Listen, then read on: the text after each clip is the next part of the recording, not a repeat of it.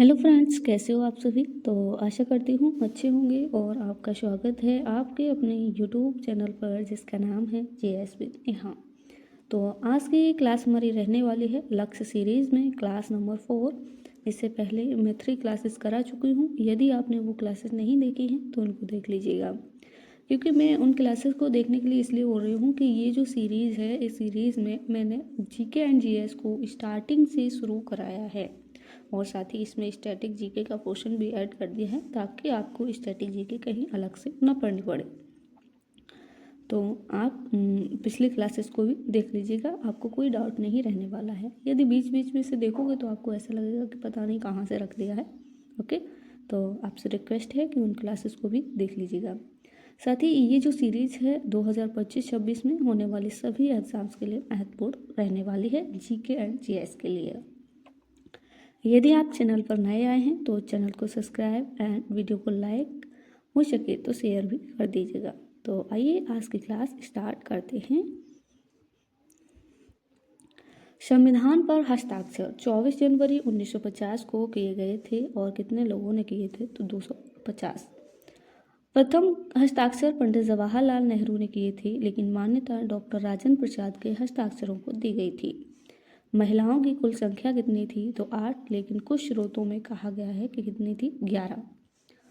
संविधान सभा के कुल अधिवेशन 11 हुए थे, तो ध्यान रखिएगा। ओके, कुल बैठक 105 हुई थी जो 165 दिनों तक चली थी। संविधान की सजावट राम मनोहर सिन्हा एवं नंदलाल बोस के द्वारा की गई थी। साथ ही मैं आपको बता दूं, यदि हमसे कोई टाइपिंग मिस्टेक होता है और यदि कोई गलती भी होती है तो आप हमको कमेंट बॉक्स में बता सकते हैं। कोई डाउट है तो भी पूछ सकते हैं। संविधान को हाथों से प्रेम बिहारी नारायण के द्वारा लिखा गया था।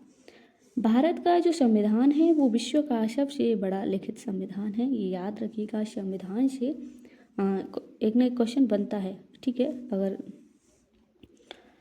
नेक्स्ट है विश्व का प्रथम, यहाँ पर प्रथम होगा, लिखित संविधान कौन से देश का है तो अमेरिका का। विश्व का सबसे छोटा संविधान मोनाको का है। अलिखित संविधान ब्रिटेन का, ध्यान रखिएगा। नेक्स्ट यहाँ पर प्रमुख समितियां एवं उनके अध्यक्ष दिए गए हैं। तो संघ समिति के अध्यक्ष कौन थे तो जवाहरलाल नेहरू। संघ संविधान समिति के भी अध्यक्ष पंडित जवाहरलाल नेहरू थे। 3 राज्यों के लिए समिति जवाहरलाल नेहरू थी, इनको भी ध्यान रखिएगा। 4 राज्य तथा देशी रियासतों के परामर्श समिति के अध्यक्ष सरदार वल्लभ भाई पटेल थे, इनका भी नाम ध्यान रखिएगा। और मौलिक अधिकार अल्पसंख्यक समिति के भी अध्यक्ष कौन थे तो सरदार पटेल। प्रक्रिया समिति और संचालन समिति के अध्यक्ष डॉक्टर राजेंद्र प्रसाद थे और नियम समिति के अध्यक्ष डॉक्टर राजेंद्र प्रसाद थे, इनके नाम ध्यान रखिएगा। नेक्स्ट हम बात करने वाले हैं हिस्ट्री में सिंधु घाटी सभ्यता के प्रमुख स्थल। इससे पहले 2 मोहनजोदड़ो और हड़प्पा को हम करा चुके हैं पिछली क्लासेस में। नेक्स्ट आज हम बात करने वाले हैं चहुंदड़ो। चहुंदड़ो की खोज 1931 से 34 NG मजूमदार के द्वारा की गई थी। ये कहाँ है तो पाकिस्तान में सिंधु नदी के किनारे। कौन सी नदी के किनारे तो सिंधु, ध्यान रखिएगा। और कहाँ पाकिस्तान में। ये खोज से क्वेश्चन बहुत बनते हैं। साक्ष्य वक्राकार, ईंटें कैसी थी तो वक्राकार, ध्यान रखिएगा। साक्ष्य मनके का कारखाना, मोहर तथा मुद्रा बनाने का प्रमुख केंद्र, काजल, लिपस्टिक, यहाँ मतलब जो श्रृंगार का सामान है वो कहाँ से प्राप्त हुआ है चहुंदड़ो से। बिल्ली का पीछा करते हुए कुत्ते के निशान, शिल्प उत्पादन के साक्ष्य, एकमात्र नगर जिसमें सुरक्षा दीवारें नहीं थी, ये भी कहाँ से प्राप्त हुआ है तो चहुंदड़ो से, ध्यान रखिएगा। नेक्स्ट है लोथल, मोस्ट इम्पोर्टेंट है, ध्यान रखिएगा।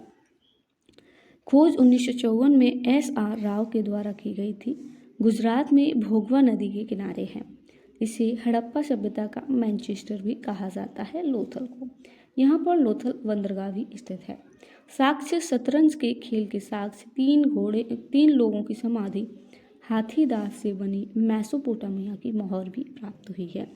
चावल का छिलका, अनाज पीसने की चक्की और मिट्टी की नाव खिलौने के रूप में भी यहाँ से प्राप्त हुई है लोथल से, ध्यान रखिएगा। यहाँ के जो लोथल के साक्ष्य हैं वो बहुत ही महत्वपूर्ण हैं एग्जाम के पॉइंट ऑफ व्यू से। नेक्स्ट ज्योग्राफी, हिमालय का नदियों के आधार पर वर्गीकरण। पंजाब और कश्मीर हिमालय ये कौन सी नदी के मध्य है? तो सिंधु एवं सतलुज नदी के मध्य स्थित है। कुमायूं और गढ़वाल हिमालय हैं, ये सतलुज और काली नदी के मध्य हैं। नेपाल हिमालय काली और तीस्ता नदी के मध्य, और असम हिमालय ये तीस्ता और देहांग नदी के मध्य हैं। तो आप मैप में ये देखेंगे मतलब खुद देखो कि पंजाब और कश्मीर हिमालय कहाँ है, ये आपको देखना है। मैप जो मैप है उसमें लिख कर पॉइंट करना है। ओके, नेक्स्ट है पूंजीवादी अर्थव्यवस्था। और जो पूंजीवादी अर्थव्यवस्था है, जो पिछली क्लासेस हैं मैं बता चुकी हूँ, आप क्लासेस को क्रम से देख लीजिएगा। ओके, पूंजीवादी अर्थव्यवस्था के बारे में आज हम बात करने वाले हैं। जनक एडम स्मिथ हैं और इन्हीं अर्थशास्त्र का पिता भी कहा जाता है। इनकी बुक का नाम वेल्थ ऑफ नेशन है, ध्यान रखिएगा। उद्देश्य आर्थिक लाभ कमाना, कीमतों पर निर्धारण करना बाजार शक्तियों के द्वारा, ये इसका उद्देश्य है। नीति हस्तक्षेप की नीति पर आधारित थी और संसाधनों पर निजी क्षेत्र का नियंत्रण होता है।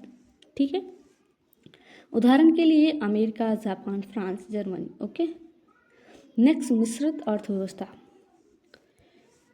जिसके जनक जॉन मेनार्ड कीन, जनक का नाम ध्यान रखिएगा। उद्देश्य जनता का कल्याण और आर्थिक लाभ कमाना। नियंत्रण सरकार एवं निजी क्षेत्र दोनों का नियंत्रण होता है मिश्रित अर्थव्यवस्था पर। यहाँ से ध्यान रखिएगा ये नियंत्रण। नोट, भारत में अर्थव्यवस्था 3 प्रकार की है: खुली अर्थव्यवस्था, मिश्रित अर्थव्यवस्था और विकासशील अर्थव्यवस्था। ओके, नेक्स्ट हम बात करने वाले हैं साइंस। साइंस में मुख यानी कि जो माउथ होता है उसमें सबसे पहले बात करेंगे दांत, जो दांत होती है उनके बारे में। दांतों का अध्ययन क्या कहलाता है? तो ओडोंटोलॉजी, ध्यान रखिएगा यहाँ। ओके, कुल संख्या कितनी होती है? तो 32 वयस्क व्यक्ति में। ये 2 प्रकार के होते हैं। अस्थायी दांत जो 20, जिनकी संख्या कितनी होती है? 20, और ये 2 बार निकलते हैं। स्थायी दांत इनकी संख्या 12 होती है, ये एक ही बार निकलते हैं। और कार्य के आधार पर दांतों के प्रकार दिए गए हैं, ये 4 प्रकार के होते हैं।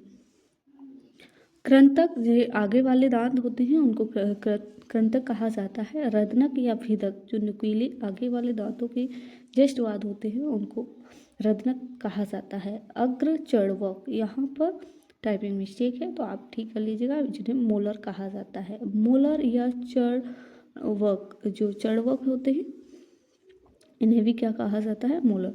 तो ये दांत है 4 प्रकार के होते हैं। कार्य के आधार पर इनको ध्यान रखिएगा।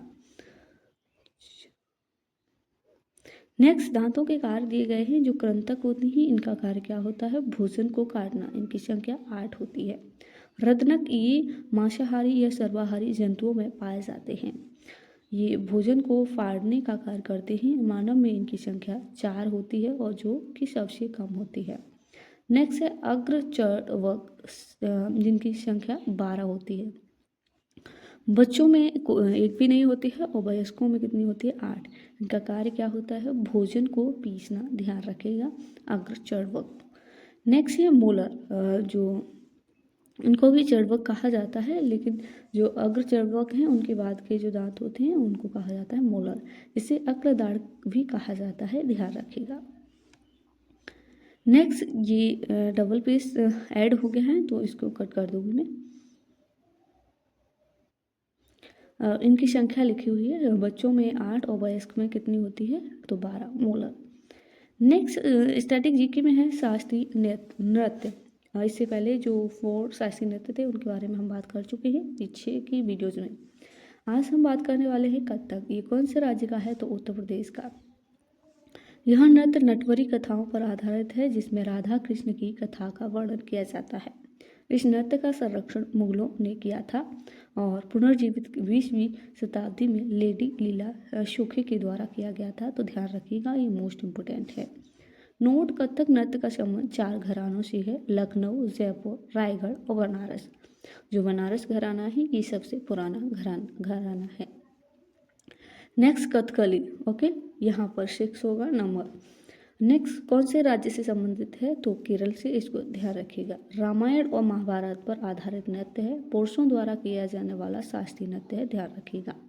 नायक को पांचा और खलनायक को कथी कहा जाता है, ये भी ध्यान रखिएगा। इसमें चेहरे के हाव भाव का प्रदर्शन किया जाता है। कथकली में नाट्य स्थान कुट्टम कलम कहलाता है। नेक्स्ट है शोभना संगीत का प्रयोग किया जाता है। 24 मुद्राएं और 5 प्रकार का श्रृंगार होता है कथकली में, ठीक है, ध्यान रखिएगा। तो ये थी आज की क्लास। तो आपको बताना है कमेंट बॉक्स में क्लास कैसी लगी, और साथ ही आप चैनल को सब्सक्राइब कर सकते हैं, वीडियो को लाइक, यदि आपको ठीक लगता है तो क्लासेस अच्छे लग रहे हैं तो कमेंट बॉक्स में ज़रूर बताना। तो आज के लिए इतना ही, मिलते हैं नेक्स्ट क्लास के साथ। तब तक के लिए आप अपना ख्याल रखिएगा, अच्छे से अपनी तैयारी कीजिएगा।